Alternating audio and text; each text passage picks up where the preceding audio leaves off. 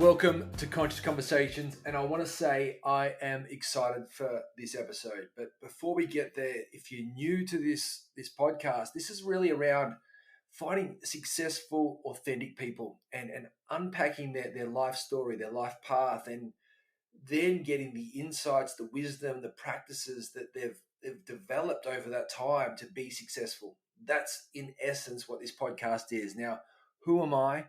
I'm a meditation teacher and I'm a coach, and I work with dads and men specifically. I want to help great dads become better, and I offer group coaching, one-on-one coaching, and I run meditation classes. If you want to check that out, and you think you're a dad and you've got a lot of balls in the air, you're trying to manage stress, you're trying to do 1,000 things, and you want to grow, you want to change, you want to impact and influence, but you're not quite sure where or how. Man, I'd love to have a chat to you. That's the work that I do. That's my sweet spot. So lukemclean.net is where you find that. But today I want to get into this conversation. Now, this is with a man, Alan Stein Jr. Now, Alan Stein Jr. is a former basketball coach. Now, you think basketball coach, but let me tell you that Alan Stein Jr. has worked with and alongside players like Kevin Durant, Steph Curry.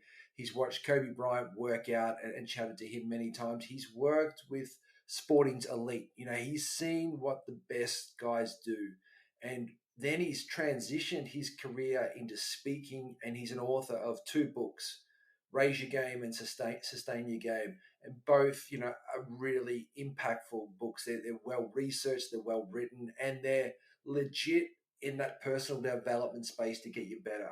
He calls on some of the best authors, some of the best insights, and puts them in his book and references them, but that's what he does. So I was super stoked that Alan agreed to come on the show, and this episode won't let you down. His energy, his influence, and his insights are both practical but necessary. Like, the way he delivers is awesome, and you're going to get so much out of this episode. So what I would suggest you do is grab a pen and paper. Allow yourself, this goes for an hour, but allow yourself an hour and a half to pause it, to write things down so you can revisit them later. What Alan will do in this episode is give you a bunch of awareness and insight. Now, awareness and insight are not action. So you need to decide, and don't overcommit, but decide on what from what Alan has said most resonates, and what would you like to move forward and take action on. The second thing I would do is really invest in his new book, Sustain Your Game. Listen to that. It's full of more of this wisdom, more of these insights, and I'd highly recommend it. If you're a leader, if you're a business and you're looking for a speaker, Alan does face-to-face, but he also does virtual. So that would be another reference. And I'll put all his links in the show notes so you'll get that. But enjoy this episode. I loved it. I've been buzzing all day from it. It lit me up. And to be honest, sometimes I hear motivational speakers, I hear coaches, and I've heard the same stuff over and over. Alan does it a little bit differently, and that's why I was so keen to get him on the podcast. So welcome to Conscious Conversations. This is Alan Stein Jr. My name's Luke McLean, and take care.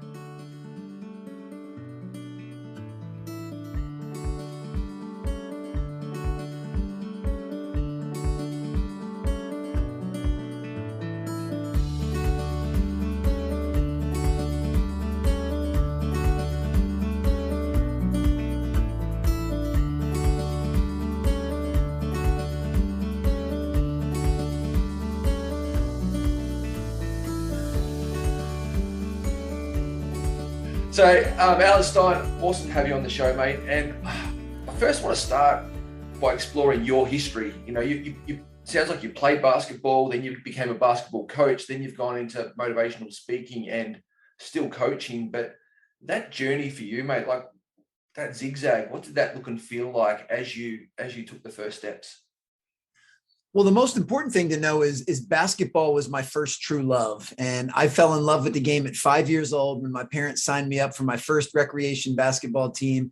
And I'm so both proud and grateful that 40 years later, basketball is still a major part of my life. And I'm so thankful that I've been able to build an extraordinary life and make a pretty good living on something that I've been passionate about my entire life. And, I did spend the first portion of my life as a basketball player, was able to play all the way up through university level. And while I was in college, I started to develop an equal affinity for strength and conditioning, for nutrition, for mindset, for everything we now call performance training. So when I graduated from college, I figured what could be better than combining my first love of basketball with my new love of strength and conditioning. And I became a basketball performance coach. And I did that for just over 15 years, and spent most of my time focused on the youth and high school level, because that's where I felt I could make the biggest impact. But doing so afforded me opportunities with Nike and Jordan Brand and USA Basketball. So I got a chance to work with and be a part of some events with some elite level players. So my journey has allowed me to see the best of the best in the game of basketball. And then 5 years ago in 2017, I decided to make the very distinct and purposeful pivot to leave the training space and move over to the corporate side as a speaker and author. And I now take all of the lessons and disciplines and routines and rituals and habits and strategies that I learned from elite level players, and I show folks how to apply those to their life and their business. So I still feel very connected to the game of basketball, even though I don't play anymore and I don't even work in that space anymore. I'm still drawing on those lessons that the game has taught me. And for that, I'm just so thankful. Yeah. And Alan, was it an easy switch? Like when you went from the basketball principles, strategies, mindsets, and then converted them over with what you knew into corporate, did that feel like an easy transition, or was there a fair bit of work to try to move basketball into business? It was a little bit of both. I mean, to be honest, it wasn't completely easy and fluid. I mean, it took some effort and it took some planning. It took some risk taking. It took me hiring some coaches to help me develop the skills I needed. But at the same time, it was a pretty natural transition. I still to this day most identify with the label of being a coach. I mean, technically, I'm a keynote speaker and an author, but I actually most identify with being a coach. So I didn't really look at my job as changing a whole lot. I simply looked at my audience was changing and the way that I was impacting people was changing. So instead of being in a weight room with 15 basketball players, I'm now standing on a stage with 1,500 people in the audience. But what I was doing was still the same. It was trying to help someone become better and trying to give them the strategies they need to improve their lives. So I didn't look at it as that big of a switch. If I would have been in a traditional job, a 9-to-5 job with a salary and benefits, and then I tried to leave and go out on my own to be a speaker, that probably would have been more challenging. But I've been self-employed my entire life. I've always run my own business. So I didn't really look at a basketball training business and a speaking business as being that different. And maybe that was a bit naive and maybe that was just some blissful optimism.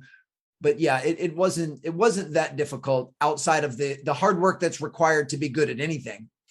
Well, that's right. And I think that's a beautiful understanding of your books and what you talk about. Like the zigzags and the career transitions can happen if we're willing to create the space and do the work, which you talk clearly about. And I'm just mindful, mate, of like in basketball and in sports, even in Australia, there's such a clear understanding of what success looks like. You've got really clear measures on performance, on shots, on championships, etc. But in business, in the day-to-day, for a lot of people, there's not that clarity and those clear measures on what performance is. And then how do you take that and transition that into business where they can have those same measures or that same clarity of success and teamwork?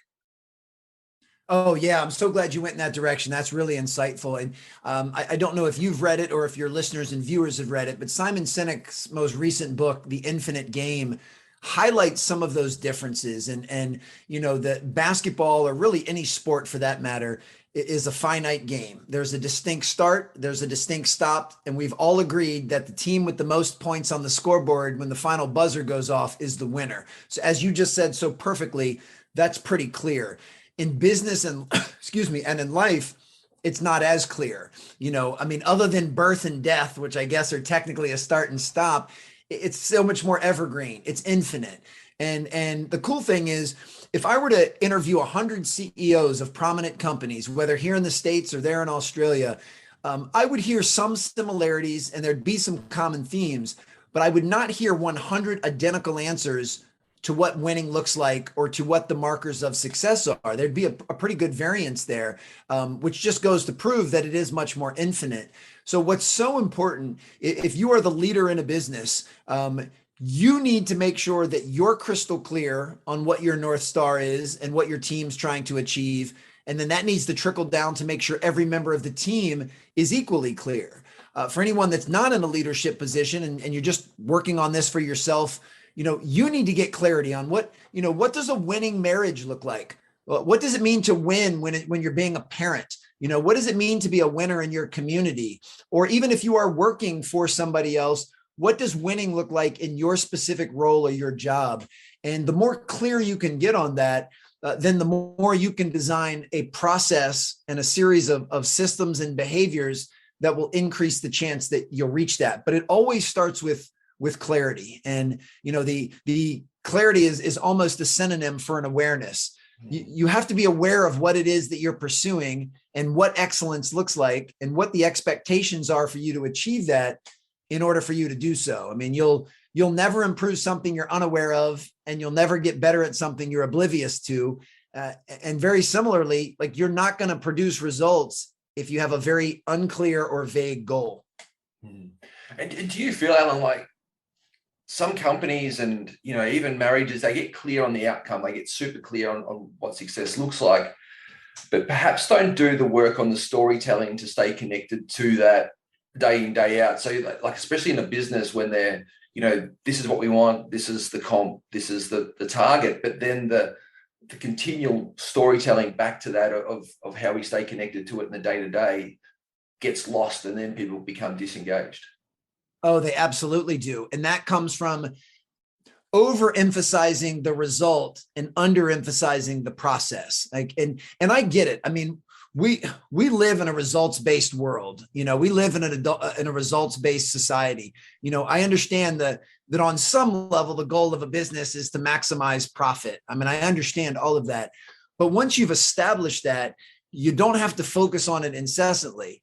What the real smart leaders do is they get their teams to focus on the daily process. And what do I need to do today within my role of this organization to inch us just a little bit closer to that goal? And when you can learn to focus on the process, but even more importantly, when you can learn to love the process and actually enjoy the day-to-day work, one, you've already won. Like, you've already won in advance. The result's simply going to be a byproduct of the love that you have for what it is that you do. But two, you also give your chance the best chance of being successful, of reaching that goal, is implementing those things on a daily basis. The analogy I most often refer to is building a brick wall.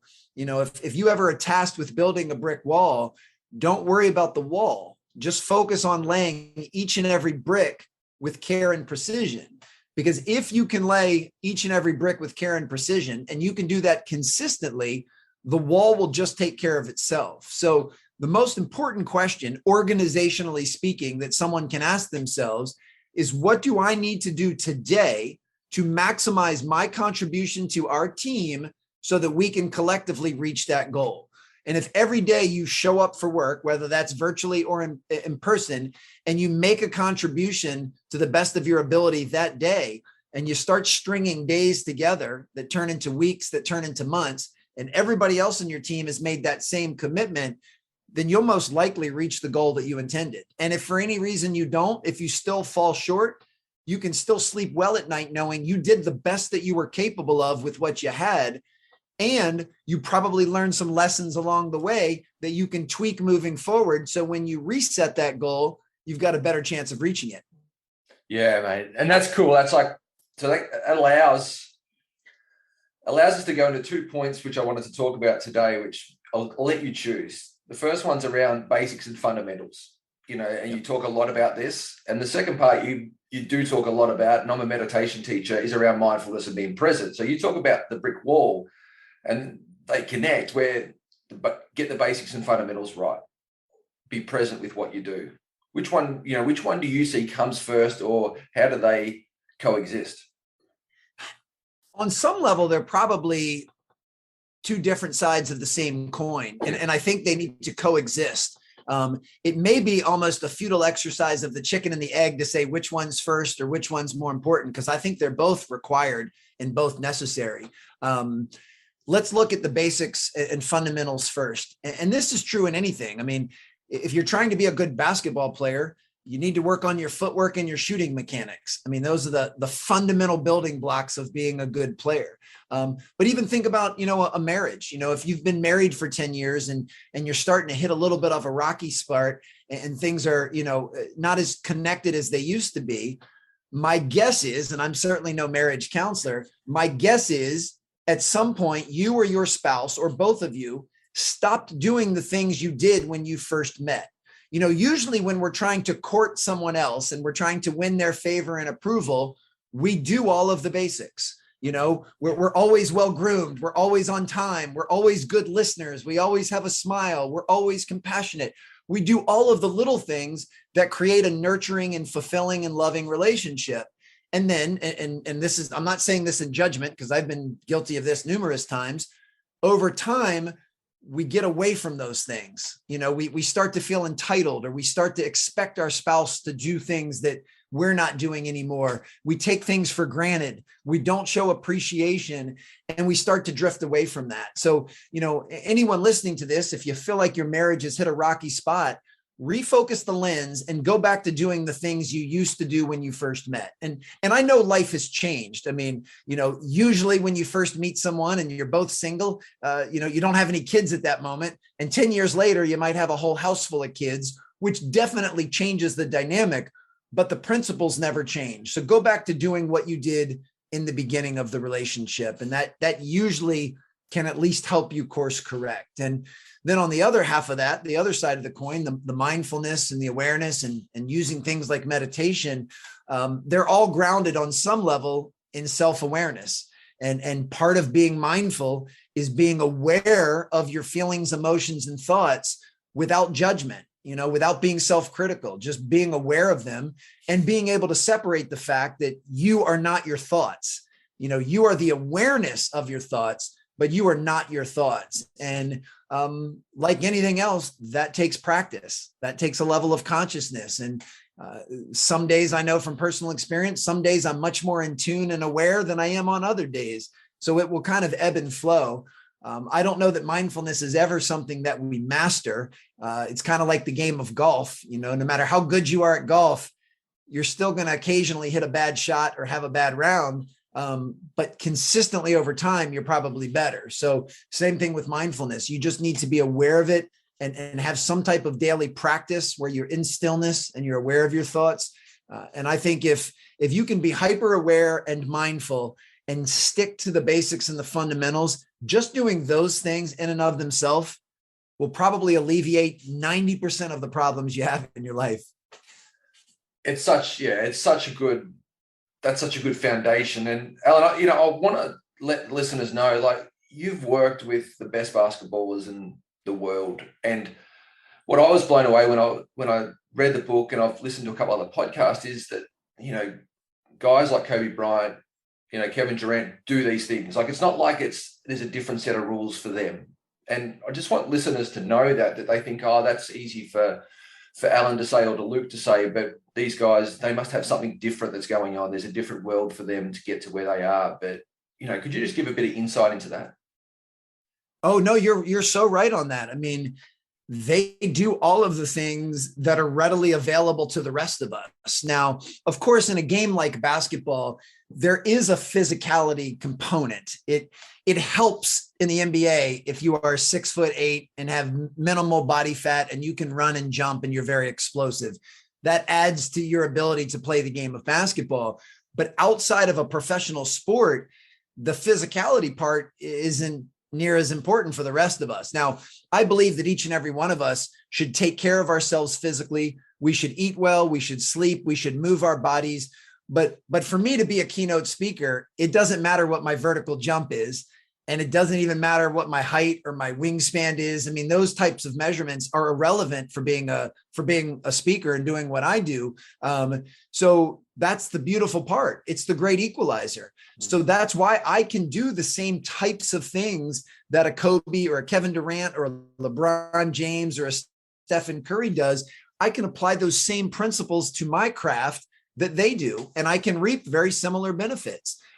Just like you can, just like anyone listening can. And that's the part I love. I mean, these principles that these guys live by and these routines and these habits that they have such high utility. They apply to every area of life, and they're readily available for any of us. So I do think you are 100% correct that one of the biggest mistakes people make and one of the biggest myths out there is that the uber successful and the world's highest performers do things, differently than we do. And I guess they do to the degree that they're so consistent and they're so rooted in them. That's different from everyone else, but they're not really doing different things. They're just doing the basics differently than everybody else. So I find that so empowering and liberating that you and I can follow this script or this recipe and reap very similar benefits and results. It would be very discouraging if those guys were actually doing something that you and I weren't capable of, because that would mean, well, I guess we're kind of locked out. We don't get an invite to the party because we can't do those things. And that's not the case, And the beautiful part is, I mean, basketball is where I spent the majority of my time, but this is true with high performers in any industry.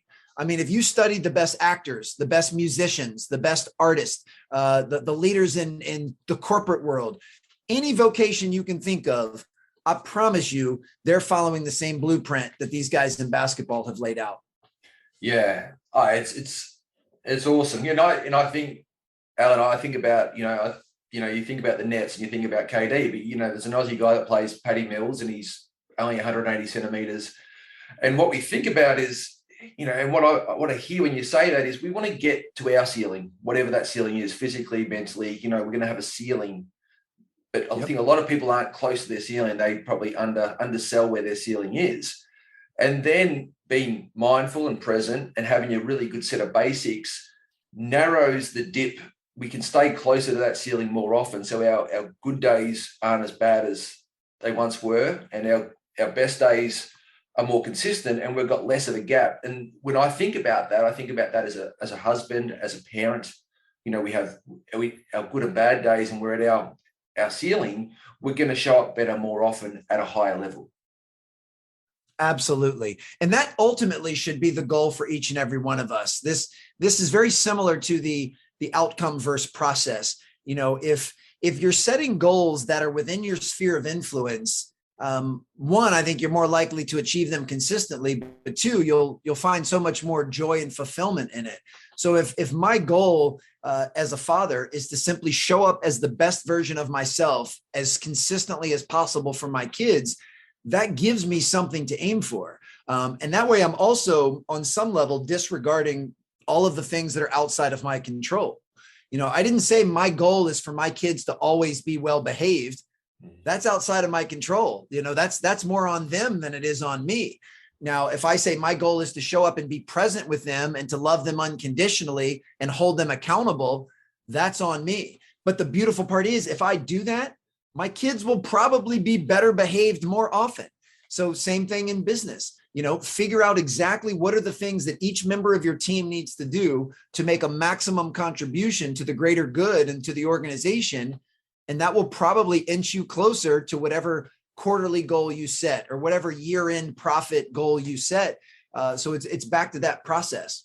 Yeah, no, it's awesome. It's the simplicity of it, but the importance of it's, so much there. And I was interested, Alan, for you, like the book's got so many, firstly, you've got two books. You've got, Raise Your Game, which was the first book, then Sustain Your Game, the second. Were they did you have the vision for two books before you started, or was it sort of just an afterthought once you'd done Raise Your Game to naturally put in Sustain Your Game? Yeah, the main goal was to write the first book. And I had known for probably the last 20 years that I wanted to write a book at some point in my career. I'm a voracious reader myself, and I've always had a very strong reverence and respect for authors and books. And I can think of a handful of books that really reshaped my perspective on life and left a massive thumbprint on the way I saw the world.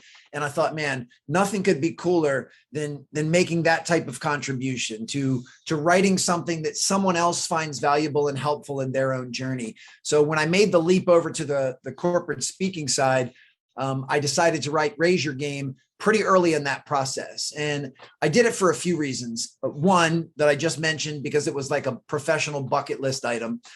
Two, it helped me get really organized on my content, on my message, which helped me as a speaker.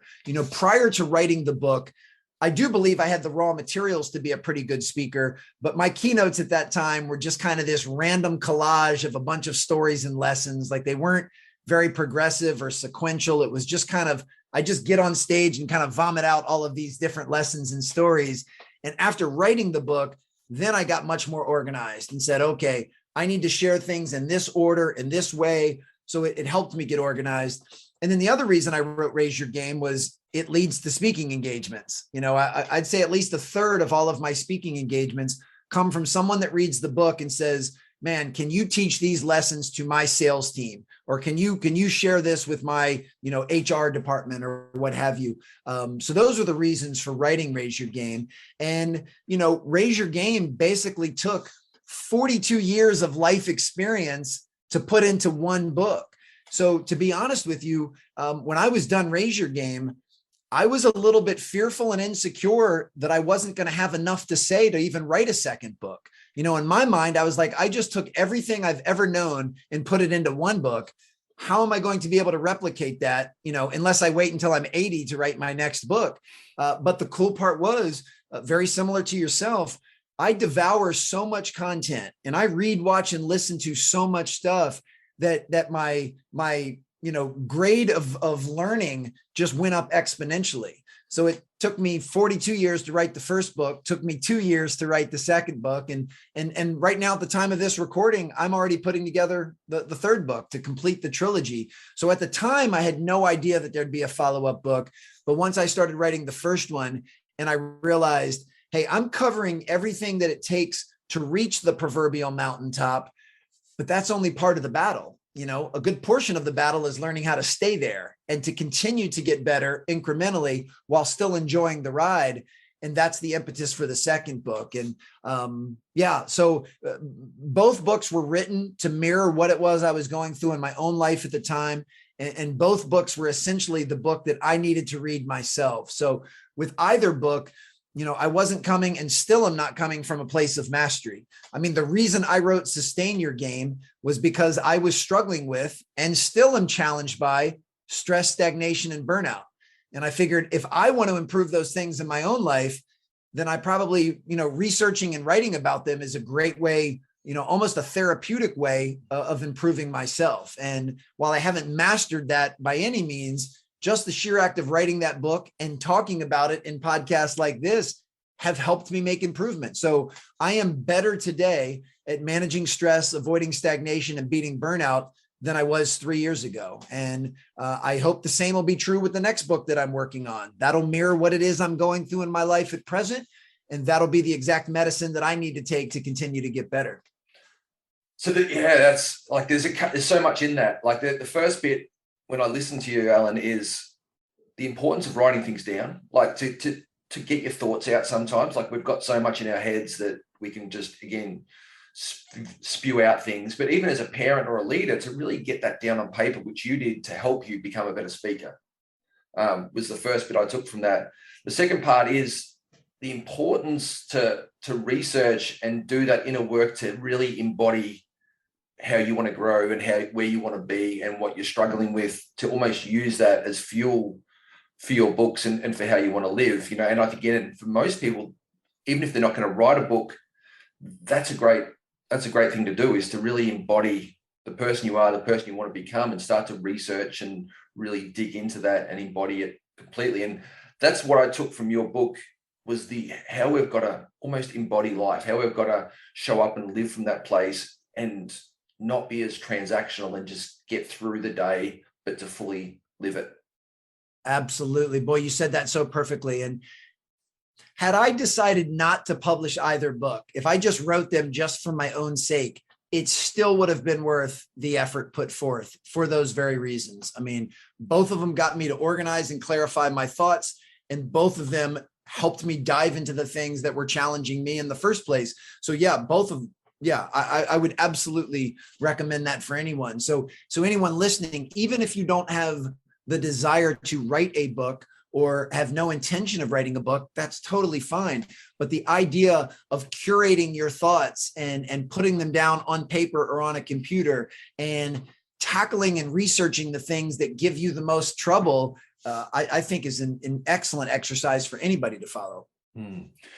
You've been around so many well-known, successful people in a variety of fields, and you talk about this in the book of expanding your circle, which I think is such an important thing for people. Is there any themes, patterns that you see in those really, and they might not be the best basketball, but successful people, is there anything you see commonly in those people that are maybe a little bit different to other people or people that are on that trajectory of where they want to get to?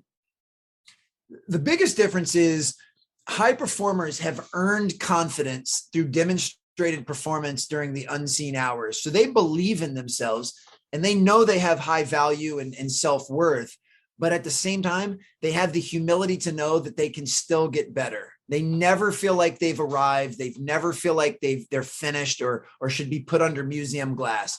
They know they are always going to be a work in progress. And they also have the humility to intentionally seek out people that are further down the path than they are. They try to put themselves in rooms with people that are more accomplished than they are, people that have done things that they aspire to do. They intentionally try and seek out, whether they're reading, watching, and listening to content or physically in a room with other people that are a little bit more advanced. Here in the States, when I was growing up and a lot of basketball was played outdoors out on the playground, there was always this saying that said, if you're the best player on your playground, you need to find a new playground, which is another way of saying, if you're the best basketball player on the court, you're probably not going to get much better. You need to go to a court where you're not the best player, where the other guys are bigger, stronger, and faster and more skilled than you are, because that's the only way you'll close that gap and improve. And it's the same in any area of life. I try to insulate myself with people that are further down the path than I am. And in doing so, some of that will rub off on me. Some of that I will learn from them. They'll provide almost a mentorship, but it takes humility to do that, because, you have to be willing to put your ego aside. And it's not easy being the least accomplished person at a dinner table or the least accomplished person or least successful person in a room. But that's only if you're playing the comparison game, and only if you're worried about this zero-sum mentality that if Luke is successful, then that means I'm not. And I don't believe that. Your business could be 5 times bigger than mine. You could have 5 times more Instagram followers and your podcast gets 5 times more listeners. I don't allow that to take away from how I feel about myself. Instead, I look at that as, wow, what can I learn from Luke? Let me learn how he built his business and his podcast and his Instagram followers. So maybe that can help improve me. And if you're willing to not play the comparison game and not look at life through a zero-sum lens, then it's very beneficial for you to be around people that are, more accomplished than you are.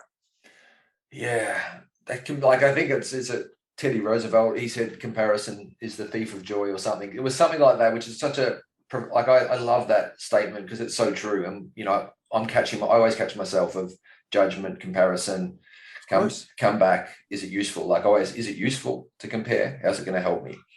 Great question. I think, Alan, you talk about the unseen hours. Can you explain to people that haven't heard what that means, the unseen hours, of how you sort of portray that in the book and how you've seen that in basketball and in business? Be happy to. So I conveniently stole that from my longtime friend, Drew Hanlon, who I believe is the best NBA strategic skills coach in the business.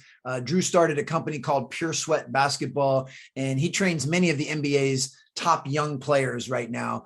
Drew's extraordinary. And he was the one that first mentioned that concept to me because he would talk to his players, and he trains guys like Joel Embiid, Jason Tatum, Bradley Beal. I mean, he's got some really, really good players. And he would always say to them, the unseen hours are the hours when the cameras are off, no one's in the arena, and the cheerleaders aren't dancing. It's when you are in a gym by yourself working on your game. No one is paying attention. No one is looking. No one knows what you're doing. And he said the work you put in during the unseen hours will directly impact and dictate how you do when the lights do come on, the arena is filled and the cheerleaders are dancing. So he always made that connection between what's done behind the curtain and what everyone sees in front of the curtain. And I immediately resonated with that concept, certainly in my own life, but then realized that it had such high utility that it applied to just about everything. So, any situation where you're looking to be your best and show up as your best self, there's things you need to do during the unseen hours that lead up to that in preparation that will increase the chance that happens. For me, it's so applicable as a keynote speaker. People often make the mistake of thinking that a keynote is 1 hour's worth of work. And it's like, well, yeah, I'm on stage for 1 hour, but if you knew how many hours went in, unseen hours went in leading up to that, you'd realize that it's not 1 hour of work. It's dozens and dozens of hours for every single keynote, doing my due diligence on the company that I'm going to speak to, and oftentimes interviewing some of the people that will be in attendance ahead of time, studying everything I can about that industry, really getting a feel for the people in the audience and what their pain points are and their biggest challenges, curating and customizing an actual presentation for them, then rehearsing it over and over so that by the time I'm on stage, I don't have to work from memory. I can just be present because it's just going to naturally flow out of me. All of that stuff takes a tremendous amount of work in the unseen hours. And the only thing anyone ever gets to see is when I'm on stage and the lights are on. And now I choose to post some of that behind the scenes stuff on my social media because I want folks to know that this is kind of what it looks like on the other side of the curtain. So I always joke with my brother who helps me manage my social media. We make a post and we call it the unseen hours, and yet we're showing it to everyone, which I guess makes them seen hours at that time. But nevertheless, I want folks to know that. The average NBA fan will turn on a game, watch Stephen Curry drop 60 points and knock down 12 3-pointers, and just think to themselves, wow, he's so talented, or wow, he really got lucky tonight.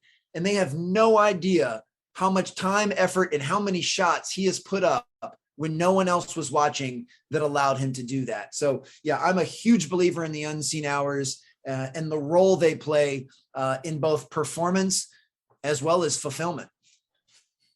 And Alan, today, take your speaking, for example. Do those unseen hours change as you've become more efficient in those unseen hours as to perhaps getting on stage and delivering and having that system for how you deliver? You've done that in the unseen hours, but now that's sort of done. So you change what you do in those unseen hours to continue to grow and develop, or are they always the same work in those unseen hours?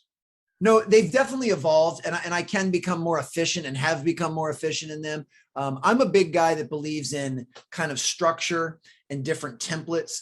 So I've got kind of a template that I follow. If someone listening to this podcast right now says, hey, we're going to bring Alan to Australia to come speak to our sales organization, and they sign a contract that's going to have me fly over the pond and come visit you guys, there is a templated format that I'll say, okay, here's a checklist of things that I need to do well before I even get on the plane to make sure that when I land in Australia, I'm ready to deliver the best keynote of my life. And, part of that, as I mentioned, is studying the very specific industry. What is the industry they work in?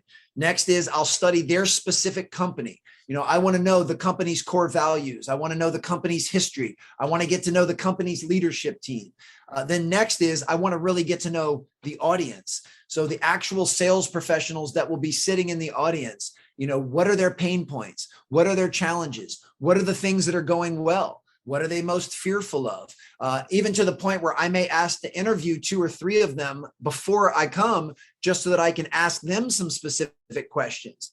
So that's part of it. Now, once I've done all of that homework, then I'll actually start to, curate my own content and customize a program that I believe will hit the mark for that specific audience, and say, okay, I probably should tell this story with this lesson. I should probably use these 3 bullet points, probably want to tell this story here. And I kind of piece together what I believe will be the most impactful. And then I rehearse that incessantly until I'm ready to deliver it. So that's kind of the path that I follow to deliver a keynote. Now, over time, that can become pretty streamlined. Sometimes there are events where I don't necessarily need to interview anyone from the audience. I got all of the information I need. There's other times where, let's just say, for example, 2 of your listeners wants me to come speak in person, and I'm going to do 2 keynotes while I'm in Australia. And both of them are sales organizations, but they sell different things. Well, there's a lot of similarity there. Most likely I won't need to rehearse 20 hours for each talk. I can probably rehearse 20 hours for one talk, because a lot of those concepts are going to be used in the other talk. So I wouldn't need to do that to be too repetitive. So yeah, over time, it can get a little bit streamlined. And then also keep in mind, I have some months where I'll do 6 or 8 keynotes in a month. So I'm traveling and speaking a lot. And then sometimes I may only have one within 6 to 8 weeks. So on the times where I'm not speaking as often, I do much more rehearsing just to stay fresh and to make sure I'm on top of my game. And then when I'm doing so many talks, if I'm doing a talk every other day for a week, then there's not as much room to do that. So it definitely varies. But all of this to say that every single time I put a client or an event on my calendar, the next one is the most important one. It's the one that gets all of my attention. And I aim to show up for every client as the best version of myself. So it doesn't matter if you're paying my full fee or you're paying a reduced fee. It doesn't matter if there's going to be 5 people in the room or 5,000 people in the room. I prepare for it the exact same way, because to me, the client is the client, and it's all about serving them and hitting exactly what it is that they need from me. Yeah, I love that. I love that, Alan, because it's, again, the relationship, or how that relates to life of, what the day is the day, the meeting is the meeting, whether you're talking to your EA or you're talking to your boss, it should be the same. There shouldn't be a huge gap. And I think that exactly what you were sort of saying, that the preparation in those unseen hours allows that to happen. I'm interested in that, Alan, in terms of, that sounds like a real point of difference for you. I wouldn't imagine every speaker, some of them just back to back, day after day, and they're just doing the same thing. Like, that's your point of difference, is the preparation and the depth. Do you focus, and again, I'm thinking when you're talking about Steph Curry, like, do you focus on your strengths, like Steph Curry, shooting, passing, ball handling, or do you focus on your weaknesses when you start to speak, and with the work you do? Like, where do you think the investment should be? Like, what's that cut, weaks versus strengths? Everyone will be a little bit different, but my overall general approach, whether it's myself or what I'm recommending for clients to do, is to spend the overwhelming majority of time doubling down on your strengths and making those even stronger, but still having an awareness of what I'll call your applicable weaknesses, because all weaknesses are not created the same. I mean, if you were to ask me right now to list all of the weaknesses I have, we could do an entire podcast episode just based on those. But the percentage of those weaknesses that apply to the speaking craft are very small. And those are weaknesses that I absolutely pay attention to. One of the areas that I've had to make a much bigger improvement over the course of my life, but especially in the last few years, is becoming a better listener. I've never been short on words, and I've never had, too little to say, but I've had to get better at listening, because the more I can listen to what a client really needs from me, the better I can deliver for them. The more I can listen to my children when they talk to me, the more I can connect with them. So applicable weaknesses absolutely get portions of my attention.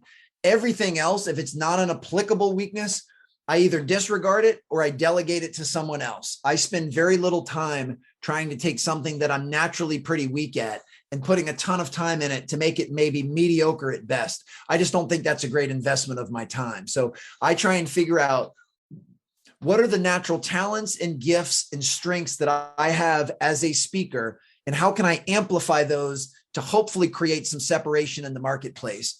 And then what are any applicable weaknesses that could potentially undermine my ability to do that, or could be holding me back or weighing me down? And how can I improve those so that they're no longer a hindrance and they're no longer an Achilles heel? And anything that doesn't fall into those two categories, I either disregard it completely or I delegate it to someone on my team that can actually do those things well.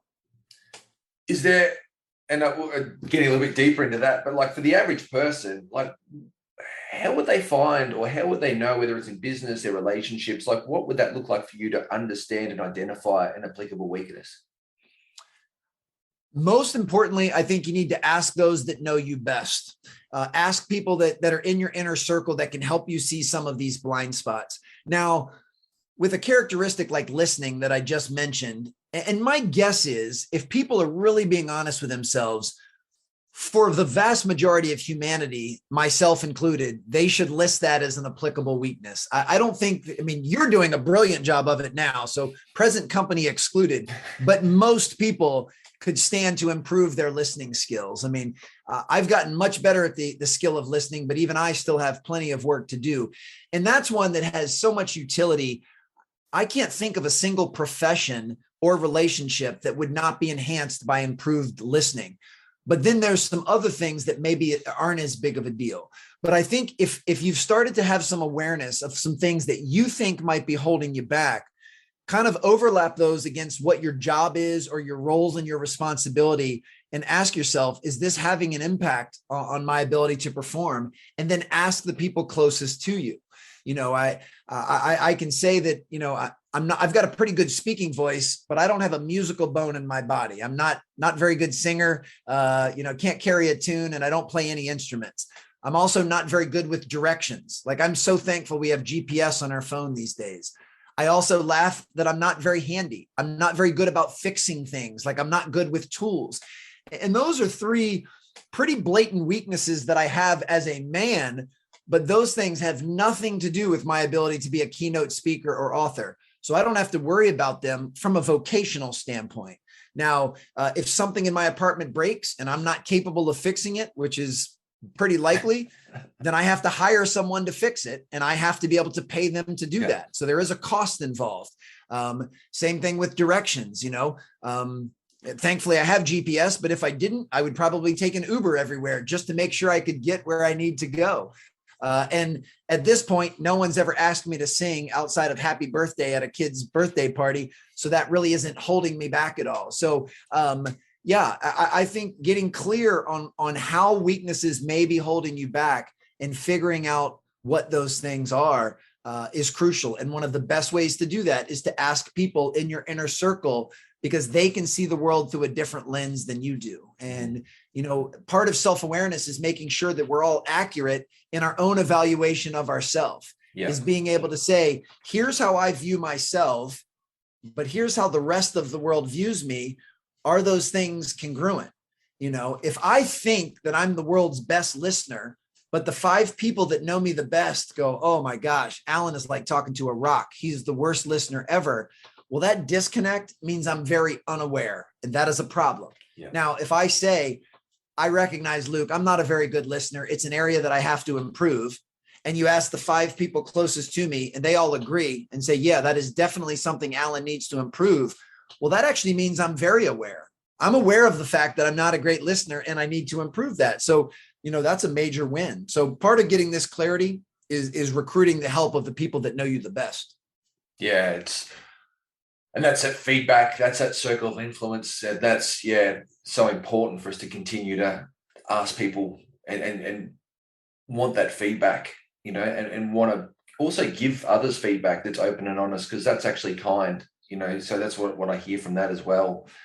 And you mentioned the GPS story, Alan, and I want to touch it because it is one of my favorite things of how you describe almost goal setting like a GPS, because I think it's a really practical and visual way people can understand that. Could you you brought it up, so I thought, could you share that for us?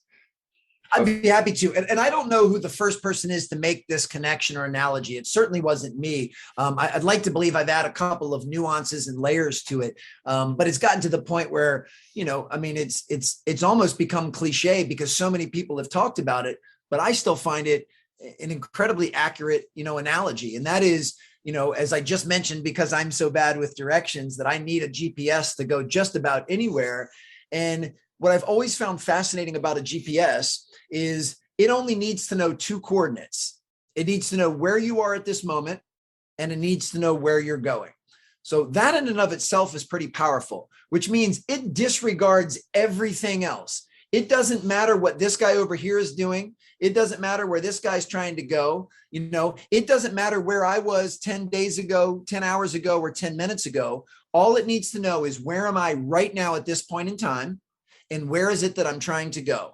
And then it'll use its, algorithms, I guess is the right word, to connect those two dots in the most efficient way possible, which is what all of us should be aiming to do. We should have the self-awareness to know who and where we are in the moment. We should have great clarity on where it is that we're trying to go. And then we should work relentlessly to come up with the systems and processes and daily behaviors that'll navigate that connection as efficiently as possible. And then once you've done that, once you've typed in the ending address, the GPS doesn't pay any attention to it anymore, and nor should you. At that point, all you have to focus on are the step-by-step driving instructions. Take this left, in 100 yards, get off on this exit. Coming up in 2 miles or 2 kilometers, make this U-turn. All you have to do is listen to the actual directions. So once you've typed in the final ending destination, you don't have to think about it anymore.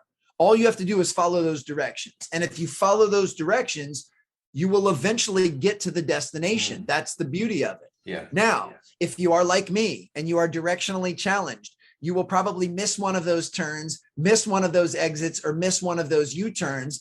And when you do, the GPS just says in a very unbiased, sterile voice, reroute, reroute. It doesn't call you stupid. It doesn't turn off and throw itself out of your car.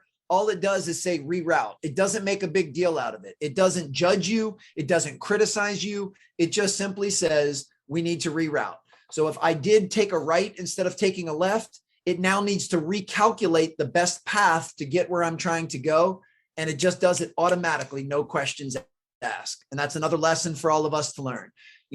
While we're pursuing a goal, we are all going to take wrong turns. We are all going to miss exits, miss U-turns. That's okay. Just quickly reroute and figure out the next best path to get there. And when you do that, at least for me, GPS is batting 1,000. Anytime I know where I am, anytime I know where I'm going, and anytime I follow the directions, I always eventually get there. Now, it may take a little longer than I originally thought because I made some wrong turns, but I still end up getting there. And, for all of those reasons, that's why I believe the GPS analogy is so apropos to our own lives and what it is that we're trying to do.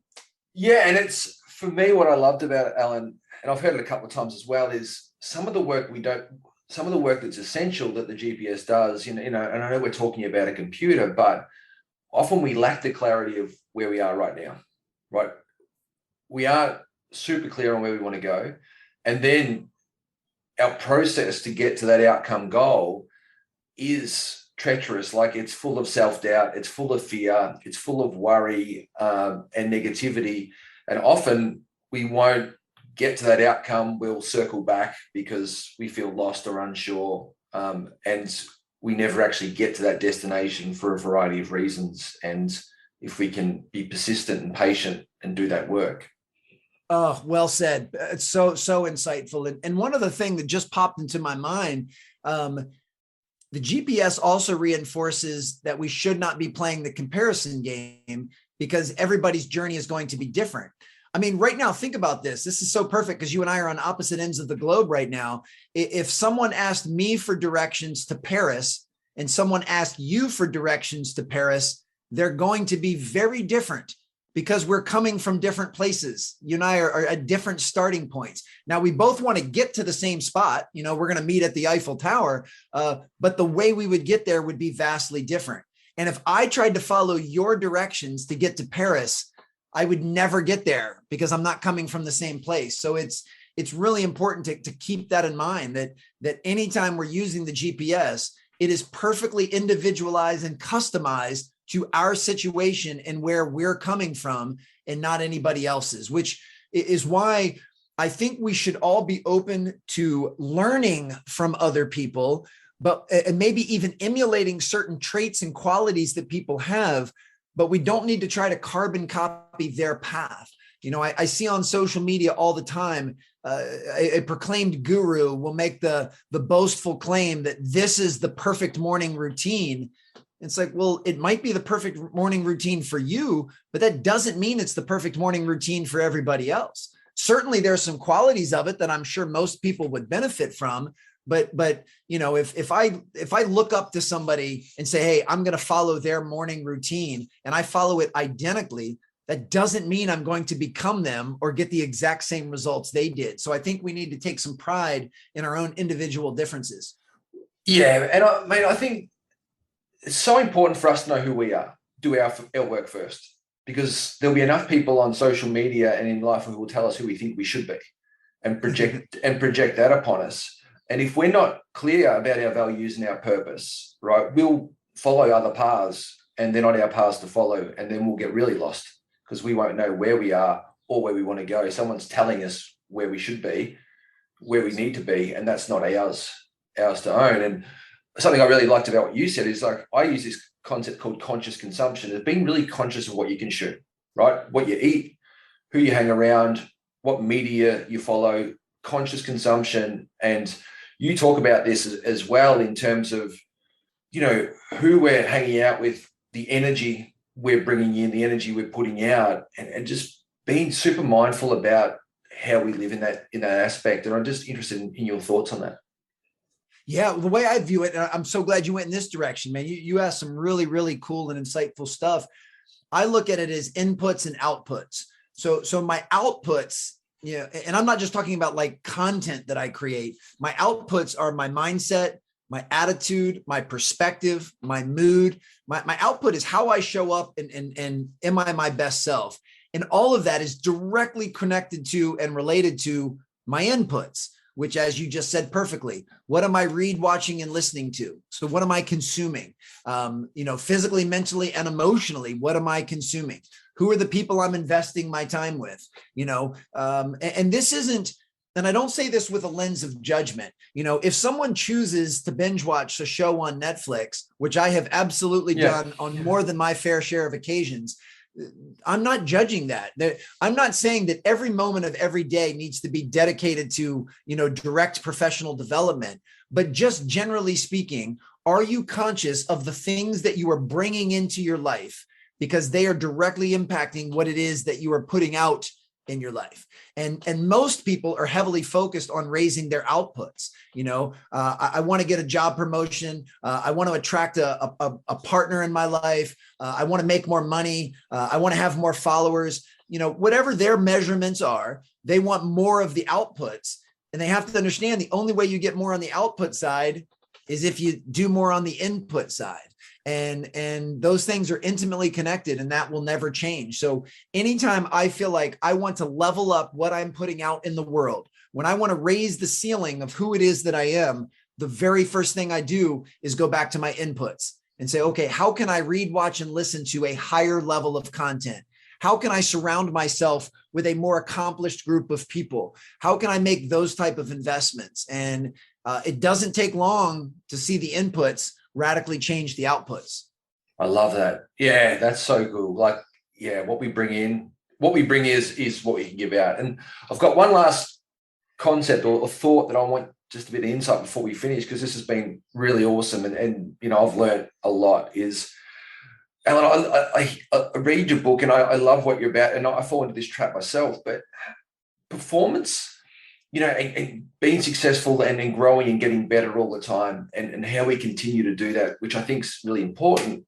But how do we balance that with actually feeling fulfilled and content with who we are and where we are right now? So just being okay with this moment and being satisfied with who we are and what we've done, that's enough. but still being hungry to grow and get better, and you could win an NBA championship, but if it doesn't feel fulfilling, was it really performance? Because it didn't, there's always, you can't think, it's always what's next. There's always needs to be more, and you're feeding that hungry ghost. And I'm just interested in your thoughts and the work you've done on that.